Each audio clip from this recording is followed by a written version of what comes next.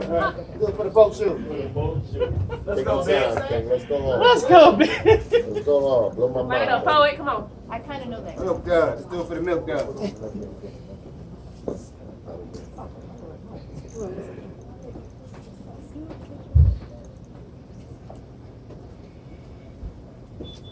So the other day I was talking to my sister. All of a sudden she tells me, you know, a good man is just too hard to find. That in this world full of scrubs and snakes, it's hard for a woman to find her prince. A man worthy of her time. She says all the good men are either taken or gay. And even the ones that are taken are still probably gay. I just laugh at her and tell her, sis, I'm sorry to tell you this, but there's no such thing as a good man. She looked at me kind of crazy like, what are you talking about? Hell, raise your black ass. You damn sure better be a good man. Look, it's a lie. An illusion. Something someone made up to make you feel better about us being the way we truly are. Because honestly, there's nothing good about any of us. See, from the day we're born, we're trained to be hunters and gatherers. Taught to treat like prey by setting traps with our teeth. Turning our smiles into funhouse mirrors to make you see something that truly isn't there. So we knew how to call you hoes before we learned how to read. Told you rather see you wash the dishes than make the dean's list. Forced you to play house. We could have been paying you some attention. We were not born to be righteous. The world never showed us how to worship the God in you, so we prayed on you instead of prayed for you. Woo, we betrayed you. Speak in the language of Judas, hide serpents in our bloodstream, castrate the Eve from our ribs when it's Adam's apple chokes on our manhood. See, the truth is, most of us men have a canine complex. Yeah, ladies, we call you a bitch.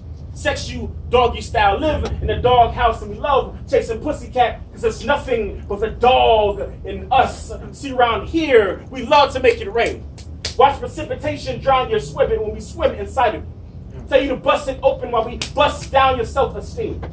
Turns you from a queen to a video vixen, a universal constellation to a world star. We have sliced the Coretta out of your conscience. Screwed the Sojourner out of your truth. Assassinated the Asada from your symphony, detonated your destiny with our weapons of mass destruction, because y'all, it's hard to be a good man when you were raised to have such bad intentions. When our fathers left before they signed the birth certificate, when we saw men Tina turning your face into a walking punchline, when we were taught how to pray before we learned how to pray. And I wish I could apologize for them. But ladies, I can't. Because I am them. We are all them. There's a few of us who know that while we may never be good men, we're damn sure we're going to die trying. Yeah! All right, Nick.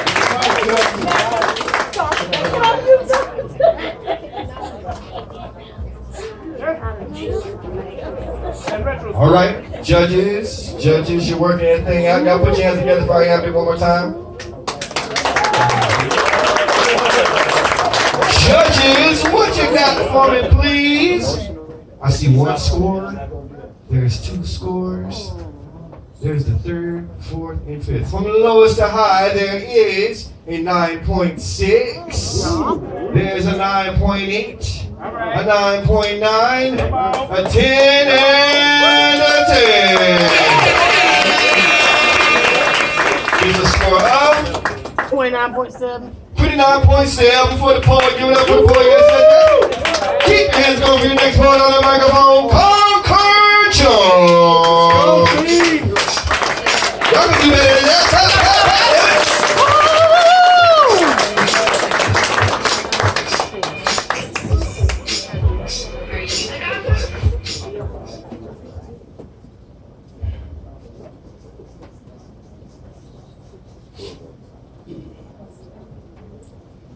See, it all starts when you're living your everyday life and the thought pops up in your head.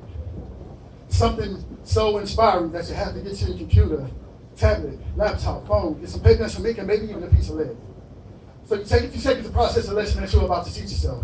Because every time you let your mind roam in the world combined with knowledge and rhyme, you learn more about yourself. So you contemplate the first line. Because you know that this will pave the way for everything that you would like to say, and as soon as you finally figure out how to start it, the whole world stops. there's no such thing as time. See, next thing you know, everything starts to flow. Words, metaphors, and analogies start pouring out of your brain, sending electrifying signals through your veins, telling your hands to move. See, right about now, you found your groove, and it oozes out of you until you lose your train of thought by thinking, which direction should I choose? If I say this, it will please the crowd, but is that really what I want to do? If I go left, I might upset a few people, might even conjure up a few boos. So what would happen if I just go right? Wait a minute. That's it. Just go right. Get those thoughts out. Do not doubt what you're about to put down on paper because it's all a part of the process. Every stretch that you have will get checked when you come to the conclusion that you will not respect yourself if you don't finish and set this mental workout that has just gave you a runner's high as time tries to invade your life by flying by. So you look Father Clock dead in the eye and ask, why are you showing me disrespect by telling me that I'm showing everything else in my life neglect when this poetry sets me free? See, I know I have things I need to do and people that I need to see, but I am not finished yet. Can you imagine what happens next? You realize that you have a few blemishes when it comes to the transitions from broken phrases to abstract sentences, but you'll just realize that the capabilities of your mind are endless. So we take what we write and we begin to recite. Practicing day and night, thinking about the bright lights that will all ignite the stage that we hope to ignite with all of our might. See, this is the part where I speak soft. And this is the part where I scream loud, feeling like the crowd would be proud of what they have just heard because my poetry just got served up to the atmosphere as spoken word. Finally, the day comes when everything I work for will be put to the test. Butterflies start floating around in my chest, my hands start shaking, and sometimes I break out in sweat. See, we call that nervousness, but it's all a part of the process until I realize that my first line set me on a path of blazing glory. Then it's no longer about you hearing my poetry. I'm here to tell you the end of a story about the process, where all it takes is one clap, one shout, one stranger or one friend to say amen, or as we all say, poet, you went in. Where all it takes is one person to feel what we have to say, to make a poet go through the process all over again. All right.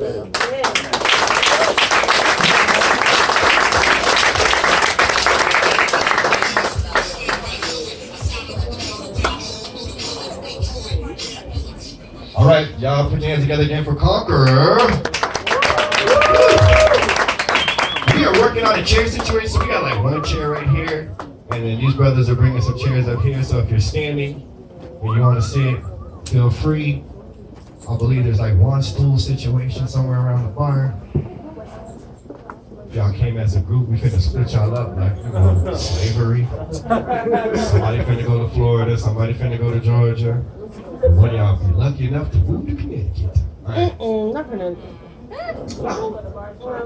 Still quiet. Wait, I'm just trying to vibe. Let's see some time so I can bring chairs up. Is anybody else still looking for a seat? Because you've got one here. And then there'll be another one. I don't know. Does anybody need a seat? Because once he's carrying shit on his head, I would hope that someone take it. Darth Vader. You know what? Oh, yeah. Oh, yeah. Still a beast, man. Oh,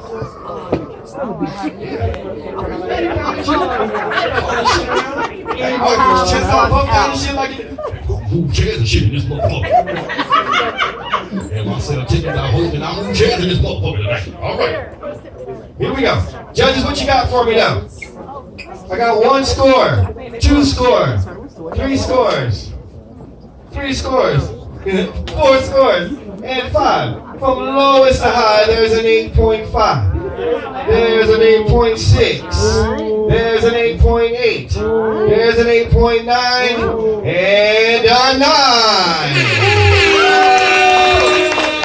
That gives us a score of 28.3. 28.3 for the poet. Give it up for the poet. Yes, yes, yes. Keep your hands going to that energy up here next round the microphone. Prince!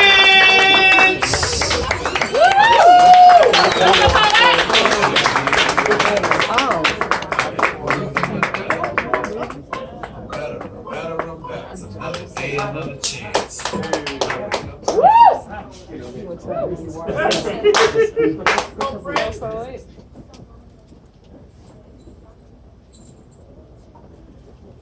Let's go, Prince.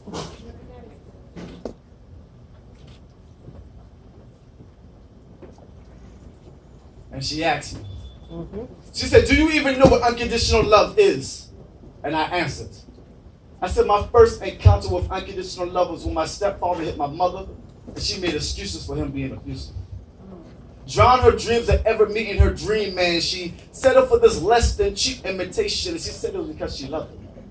Now I know that she was trying to raise 2 boys into men, and she needed some help, but like recovering alcoholic, she kept looking to her problems to get her through her 12 steps. So there was a constant relapse. Her marriage was like a revolving door laced with crack. One day she is in it, the one the next she is not. Playing duck, duck, goose with her emotions and Russian roulette with her heart. And I remember those gospel music days when she would say, "Son, I know he hits me, but he's a good man. He provides for us." Or, "I know that he loves me. He's just having a hard time trying to trust."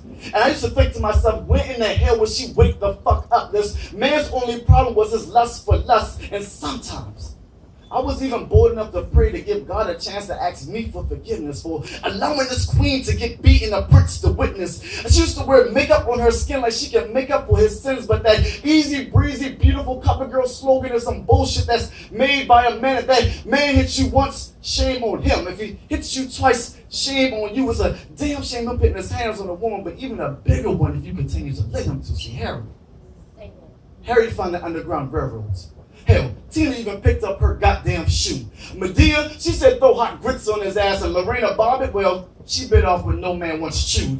But her addiction to being addicted was stronger than her inner voice's diction. Not to mention, he must have been digging down her senses, dumbing down her womanly intuition, hooking her into submission, but she is an addict of his love, not no goddamn victim. Chasing temporary highs, he was her drug. And she was unconditionally in love with love, and he was her plug. And he would beat her like a drum. I mean, beat her till she was numb. I mean, beat her till she was dumb. I mean, lust can be considered love if you know how to make your pussy in need for attention come. And they say the greatest story ever told was Jesus dying for our sins. But what about my mother's suicidal heart that's infatuated with this man?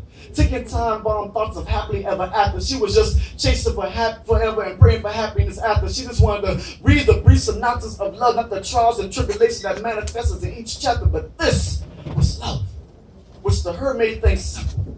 Love this man as if he was God and do everything he said as if it was spiritual. Dropping down to her knees, giving praying to his false idol, wouldn't I know she was giving interest to a demon inside of her temple. But this was love. At least what I grew up knowing love to be. So please forgive me if I can't comprehend that when things get a little rough, baby, you telling me that you want to leave, because my first encounter with unconditional love was when my stepfather hit my mother. And she made excuses for him being abusive. So they don't ask me what unconditional love is to me, because my answer is probably one you would never seek. Just teach me how to love you, baby, unconditionally.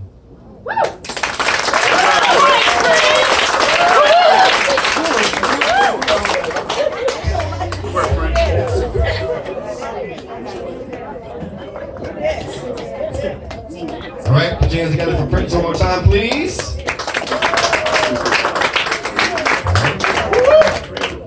Judges, you're working it out. Thinking that thing through. Hey, did Breeze give you the correction? Yeah, the score from the last poet should be a 26.3. 26.3 for the last poet. All right, judges, tell me what you got for this one right here. I see 1, 2, 3, 4, and 5. For most high, there is a 9.3. All right. There's a 9.6. 9.7. 9.9 and a 10. It gives us a score of 29.1. 29.1 for the poet. Give it up for the poet. Yes. Good. Keep giving that energy now for your next one on the microphone, Mr. Ed Mabry.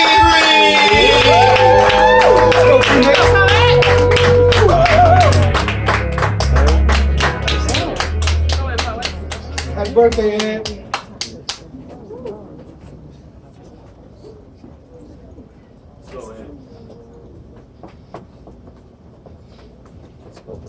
Let's go, Ed.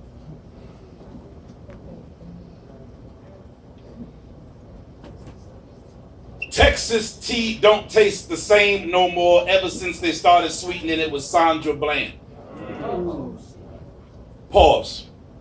Too many events I go to, they ask why black boys stand in front of a room full of black people and start talking about black women like it ain't my black place. Like I wasn't raised by a black woman. Like my name don't come on the tip of black mother. Like I don't exist because grandmama didn't praise somebody across the middle passage. Let's go. Like John Crow ain't existing because from the bottom of my foot, my mother decided to pluck me Achilles heel style play. You look for metaphors, they say sometimes we get too highbrow, so we keep it simple on this one. Texas tea don't taste the same no more since they started sweetening with Sandra Bland, see black girl.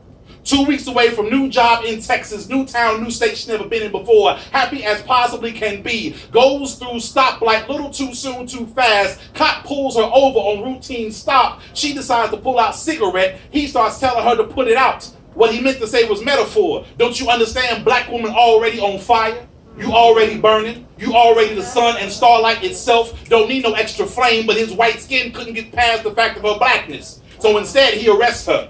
Take her smirk and her snarl for attitude. Like black women don't have right to be upset. Like all this black woman anger bullshit we talk about, even us black men ourselves, ain't just that so much bullshit. Like she got the reason to seem a little on her side sometimes. Like we ain't even had her back all the fucking time, much less them. But in the process, he put his knee on her neck. Your metaphor is, black girl, they ain't happy unless they got their knee on your neck to keep you down. Want to have you on concrete. God forbid you get too close to grass. Realize that you part of Mother Earth and start to try to grow again to the goddess she was. Now fast forward. Put her inside of jail cell. Look at video. When they say she died from suicide, take Photoshop, they said, before she was in cell. Pull up original YouTube video and see her features slack, pulled back as if gravity is already pulling on her. Like we ain't seen death row inmates. Like we don't know what dead eyes look like when the soul leave the eye corridor.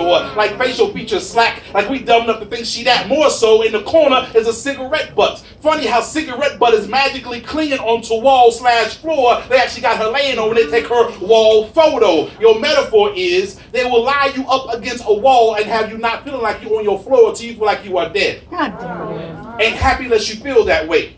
Not good enough for you. Other metaphor is cigarette butt in the corner. White folks will take your brownness and set it on fire. Burn it down to its base object and then crumble it into something they can wrap their whiteness around. Even then, still again, light you on fire, suck you down to all that's left is your butt and then flick you in the corner. Texas tea ain't taste the same no more. Fast forward into a jail cell where she kills herself with trash bag around her neck. Metaphor is you ain't nothing but trash. Something to take out and toss out because they know the trash inside jail cell, but you, Texas tea, don't taste the same no more since it started sweetening it with Sandra Bland.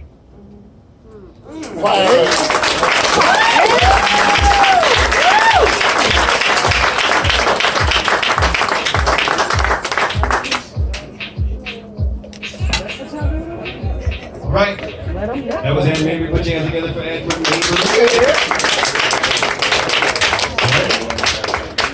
Judges, you thinking.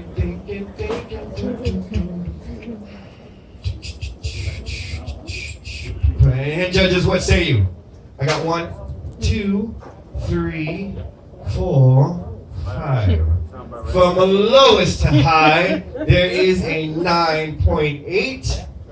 There's a 10, 10, 10, and a 10.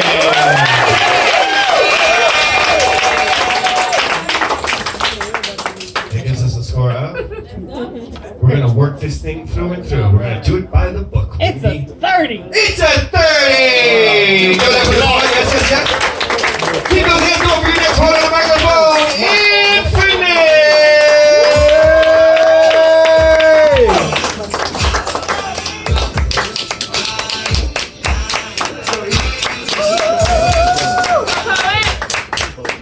Let's go, fam.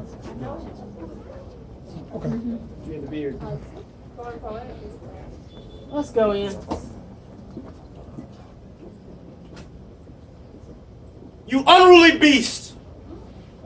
You strange case of Dr. Jekyll and Mr. Hyde, you unlikely spot. A frustrating daily reminder, you virtuous vision of virility, you are manly as shit. Sexy as hell, my silent conversation creator, my partner in crime, I salute you.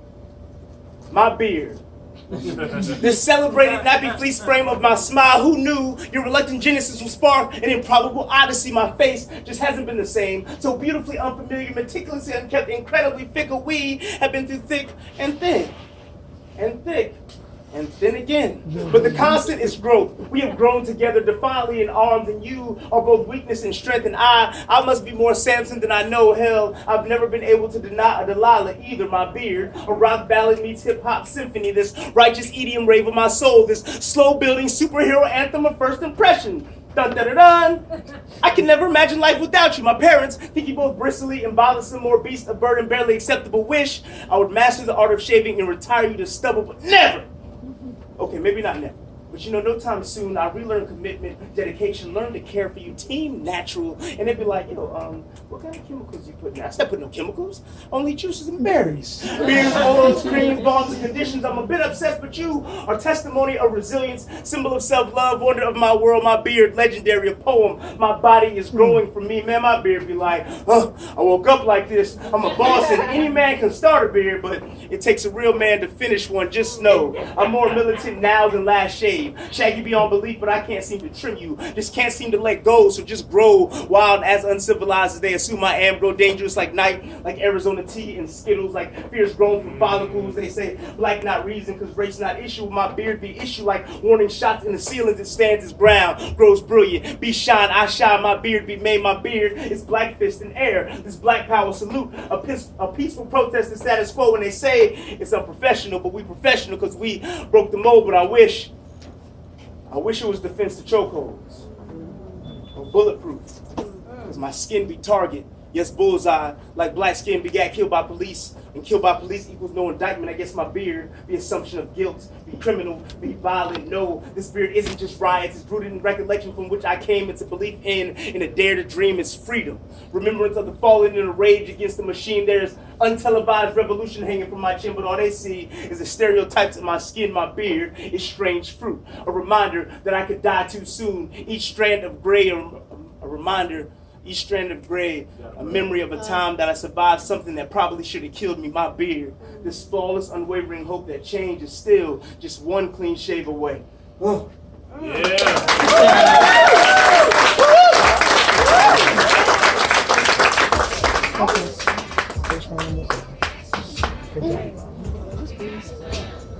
Just breeze. I don't even know what song that was, but y'all did. Judges, give it up for, crowd, give it up for Infinite one more time. Now, judges, what say you? What says you? What says you? Here's 1, 2, 3, 4, and 5. From lowest to high, there's an 8.5. Healthy move from the crowd. There's a 9.2. There's a 9.4. Another 9.4. And a 9.5. We got rid of the top two. I mean, the person last. High and low. Yeah, we shot the high score and low score. Is that what we're doing? We're still doing that? We'll come with 28. 28? 28 for the boy. Give it up for the boy. Yes, yes, yes. How you doing? Bugs, you good? Yeah? Bugs is over there handing out mine and Tavis bracelets. Does anybody not get one? Yo, you got a new one? All right, here we go. Are you ready for your last one in the first round? Let me hear you say yeah. All right, I need that energy up. Make some noise right now. Make noise, make noise, make noise.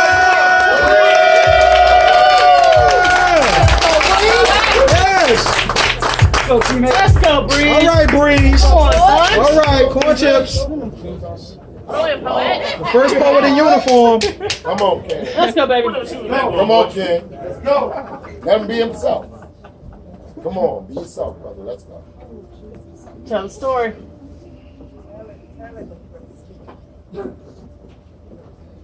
This poem is called He Got Up, Rebuked the Wind. He said to the waves, quiet, be still. And the winds calmed, and he said to his disciples, why are ye so afraid? Do you still have no faith? Or, although I walk through the valley of the shadow of death, I shall fear no evil. No, this poem is called I Guess I Got My Swagger Back.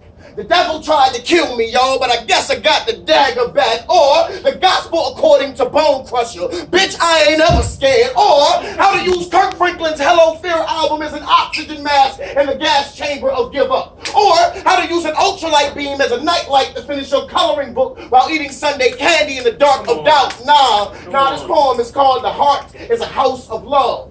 Or love and fear can't exist in the same space. Or when the heart serves fear, it's eviction notice. Nah. This poem is called I Almost Gave Up Today.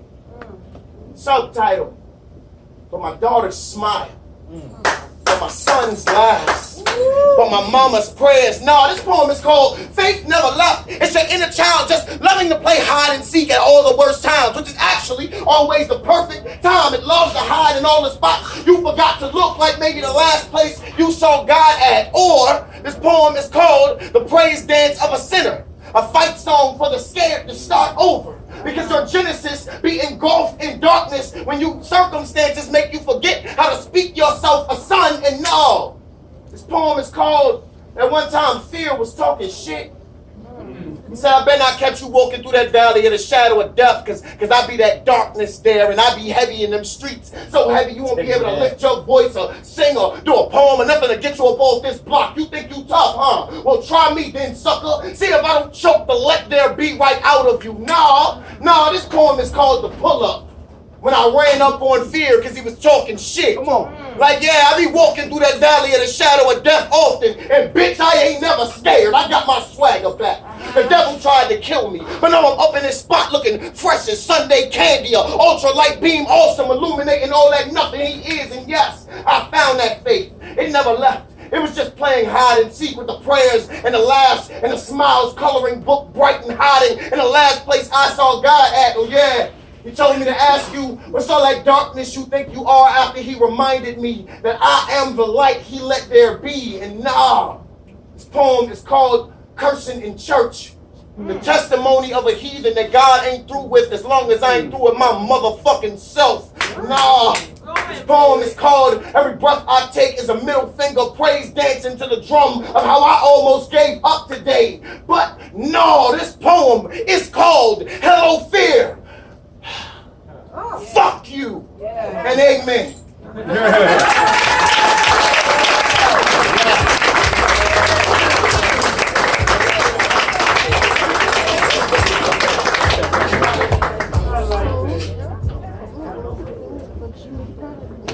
All right, judges. Do you remember Bless? Life Whoa. out there taking pictures. Make sure you get your picture took. Whoa. All right. Judges. Whoa. Judges, what say you? I got 1 score, 2 score, 3 score, 4 score, and the 5th. From lowest to high, there's a 9.8, another 9.8, a 10, 10, and a 10, but there's actually 1,000. Right, that's 1,000. Shit on level ever. Alright, that gives us a score of 29.8. 29.8 for the board. Give it up for your first round of poets. Yes. Excellent. A lot of these poets are traveling. They have products, so if you want to buy something from them, find out what they're selling. They got CDs, books. Some of them still push a little bit of that Obamacare if you need to get signed up. My niggas do everything. I might be all right. Shea butter soap, lotion, T-shirts, goddamn rim packages, whatever you need, man, they got you. So we're just gonna figure out who's gonna stay and who's gonna go, because this is a competition. Do remind yourselves to make sure you keep up with all these poets on the Instagrams if they've got them. Hey, bro. Huh? Can I get Infinite and Rome DiCarlo? Rome DiCarlo and Infinite. Go see Miss Gwendolyn Jones. You can follow me on Instagram.